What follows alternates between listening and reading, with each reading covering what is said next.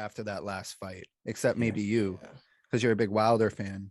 Did you think after that second knockdown on Fury, did you think it was over?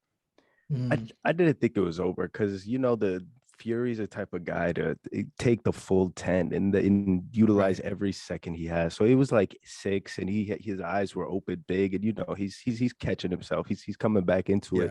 But I thought if that round had another minute or another 45 seconds, then it potentially could have been stopped.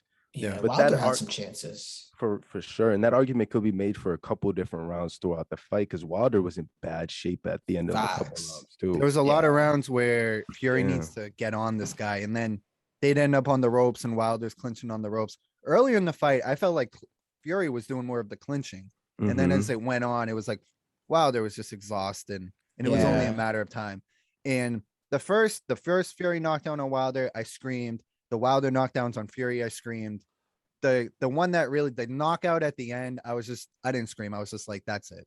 Yeah. You had to know. And people were like, oh, that count was very generous that they're really stopping the fight after he got out. Yeah, like, I heard this guy that. just landed on his fucking face. Yeah, Right. Where he face almost first. did. Yeah. Where if he's your height or my height, the ref's going to try to catch him.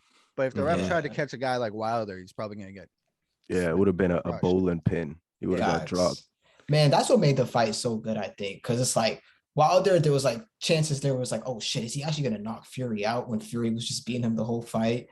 And then like Wilder on the other end was just like a zombie coming back to life after it. Yeah. Like several times I thought the fight was over. Like that was a really good fight. Both guys just trying to end each other, man. The heavyweight feels like the heavyweight's probably the most entertaining, huh? Just because of that knockout potential. By far, because it's the most dangerous division, man. Because those guys are all packing, especially those two that we seen last Saturday, bro. Those guys are like, Deontay, without a doubt, is one of the most devastating punchers like in the history of boxing.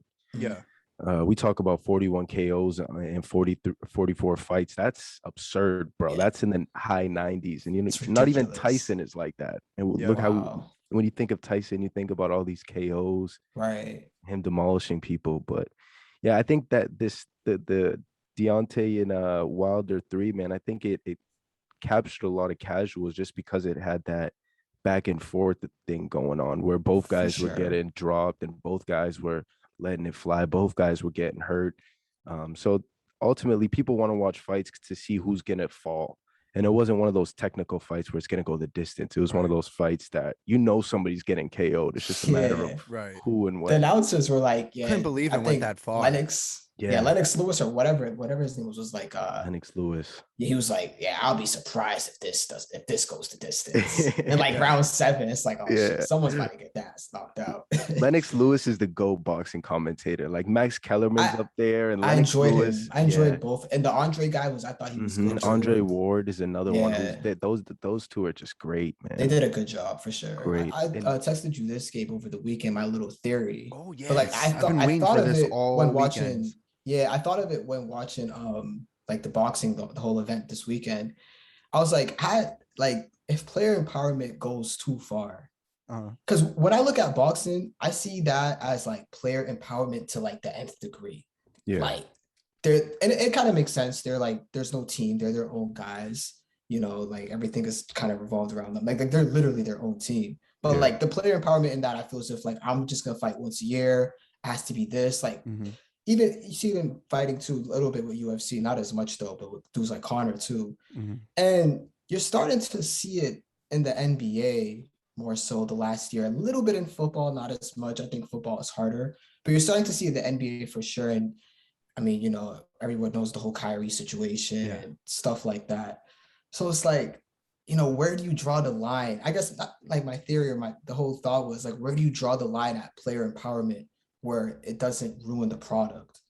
Because I feel like boxing is just so much. But how do you fix that? Because, there's no, it's not like there's owner or GM. It's like they're their own guys. So, I don't know. And coming on here before I share my my thought to that, I was thinking, how long is it going to take for me to come on here and say fuck Kyrie? And it took 6 minutes. So I'm gonna just say fuck Kyrie since you mentioned him. But pushing past that, bro, I think boxing is, and I think UFC as well would fall into the same category where guys have so much power. Like they control everything that they do, right? Because they're the only player on their team that matters because they're the only one fighting.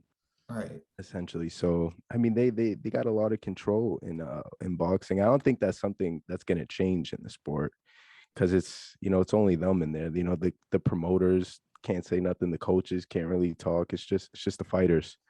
So how do you guys think boxing can grow as a sport? Like, are there any answers right now? Like, what do y'all think about that? Because I think just guys fighting, it just should the be the activity biggest level. sport. Yeah. Is there like a tournament style thing they could do where like guys have to fight each other?